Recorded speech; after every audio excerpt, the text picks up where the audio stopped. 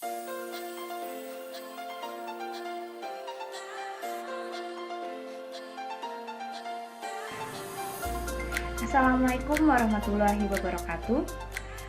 Saya di sini akan menjelaskan tentang SLA atau stereolitografi.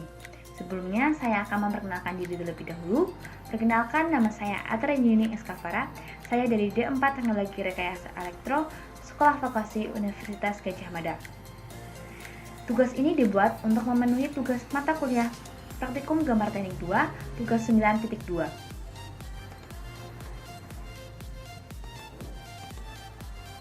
Apa sih itu SLA? SLA atau stereolitografi adalah 3D printer yang memanfaatkan pergerakan sinar laser UV untuk memadatkan cairan resin. Printer jenis ini memberikan hasil cetak dengan detail yang tinggi. Dalam SLA, sebuah objek dibuat dengan mengeraskan polimer lapis demi lapis menggunakan sinar laser ultraviolet.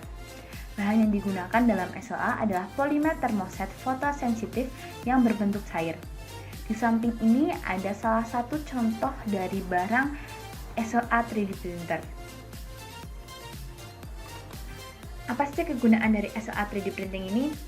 SLA ini digunakan untuk rekonstruksi bedah dan subbedah implan gigi. Selain itu juga seiring digunakan untuk pembuatan template pada pemasangan implan gigi tambahan.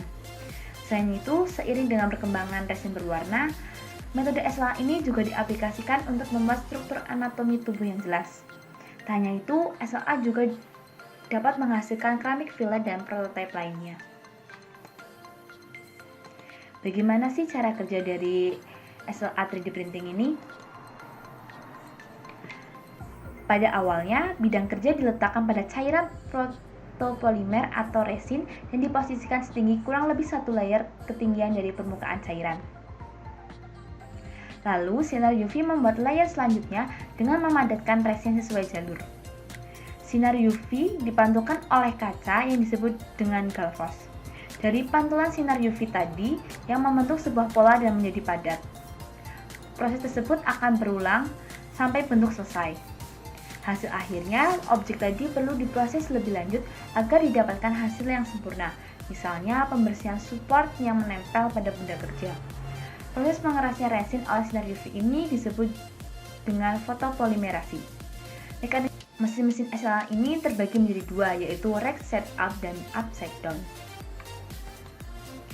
Yang pertama itu ada rack setup SLA 3D printer. Pada prinsipnya, objek 3D seolah-olah dipotong menjadi irisan sangat tipis oleh software mesin sehingga UV laser akan menembakkan setiap irisan melintang ke permukaan resin sehingga resin mengeras dengan bentuk sesuai dengan bentuk yang ditembakkan oleh UV laser.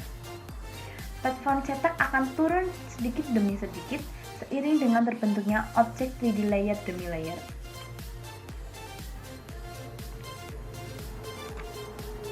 Selanjutnya yaitu upside down SLA 3D printer.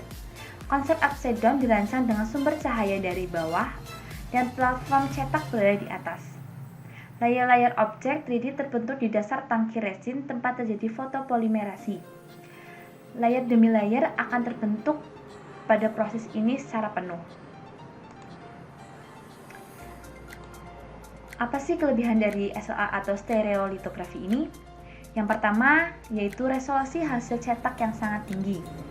Tak hanya itu, juga dihasilkan akurasi hasil cetak yang juga sangat tinggi. SLA 3D printer ini juga dapat menangani bentukan yang sulit dikerjakan FDM dengan detail yang sangat kecil atau sangat detail. Dan SLA 3D printer ini juga menghasilkan permukaan yang halus pada hasil objeknya. Ini adalah salah satu hasil dari print 3D SLA. Pada gambar ini terlihat bahwa hasil dari SLA ini lebih halus dan detailnya lebih akurat daripada hasil yang dihasilkan oleh DLP ini. Selain ada kelebihan, pasti ada kekurangannya. Kekurangan dari SLA ini yaitu biaya material cetaknya yang relatif tinggi. Dengan adanya kualitas dari print 3D-nya yang sangat tinggi, membuat biaya material print 3D ini relatif tinggi. Selain itu, spare part juga masih jarang ditemukan di pasaran. Lalu, dimensi atau ukuran cetak relatif kecil. Lalu, resin rawan mengeras akibat paparan UV. Itulah kekurangan dari SLA 3D printer. Sekian dari saya, itulah penjelasan dari SLA 3D printer. Sekian, wassalamualaikum warahmatullahi wabarakatuh.